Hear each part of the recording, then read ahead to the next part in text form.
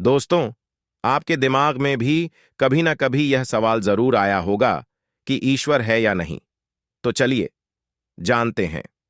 आज की इस कहानी के माध्यम से बुद्ध ने क्यों कहा कि ईश्वर नहीं है। हम जानते भी हैं कि गौतम बुद्ध की बातों में जीवन जीने की कला की चाबी छुपी हुई है। उनके जीवन में घटित हुई घटनाओं से बहुत कुछ सीखने को मिलता है। ऐसे ही एक घटना के बारे में आज मैं आपको बताऊंगा। गौतम बुद्ध के समय में एक सवाल उनसे अक्सर पूछा जाता था कि ईश्वर है या नहीं, और हर बार बुद्ध एक अलग जवाब देते थे। ईश्वर के बारे में पूछा गया यह सवाल आज भी पहेली है, और बुद्ध के समय में भी पहेली ही था। लोगों ने यह सवाल कई बार बुद्ध से पूछा, लेकिन बुद्ध कभी भी इसका सही जवाब नहीं दिए। एक बार की बात है, एक ज्ञानी पंडित गौतम बुद्ध का प्रवचन सुनने आया करता था, और वह पंडित उनकी बातों से सहमत भी था। वह मानता था कि गौतम बुद्ध एक ज्ञानी पुरुष हैं।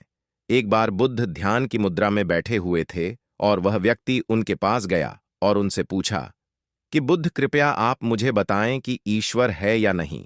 मेरी आपसे प्रार्थना है कि आप मेरे सवाल का मुझे सही जवाब दें।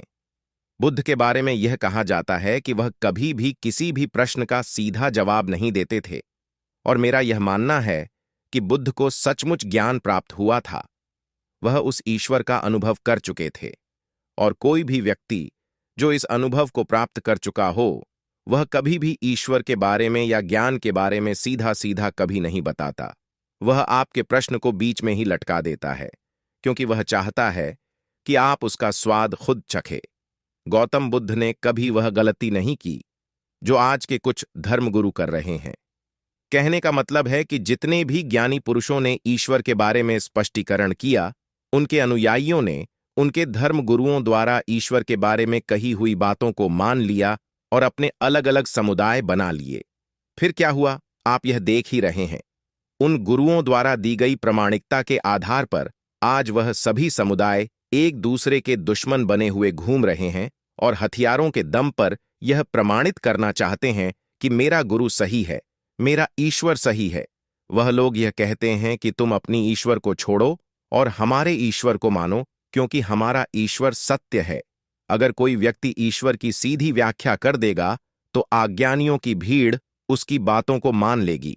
वह भी ईश्वर का अनुभव कभी नहीं करेगी। वह भीड़ तो केवल आपकी कही गई बातों के आधार पर किताबें लिख देगी और हाथ में तलवार लेकर चल पड़ेगी कि हम अपने समुदाय को बढ़ाएंगे, अपने धर्म को बढ़ाएंगे, प्रचार प्रसार करेंगे।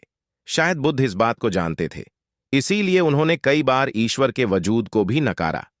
इनकार इसलिए किया कि आपकी प्यास और गहरी हो सके, आप उसको जानने के लिए उतावले हो जाए।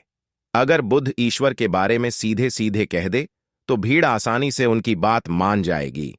और ऐसे ही हमने धरती पर न जाने कितने ही ईश्वर और भगवान को जन्म दे दिया है।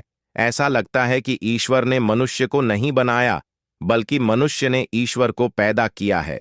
तो दोस्तों, गौतम बुद्ध की कहानी से हमें क्या शिक्षा मिलती है कि भगवान को मानना नहीं, बल्कि जानना चाहिए और उसका अनुभव लेना चाहिए।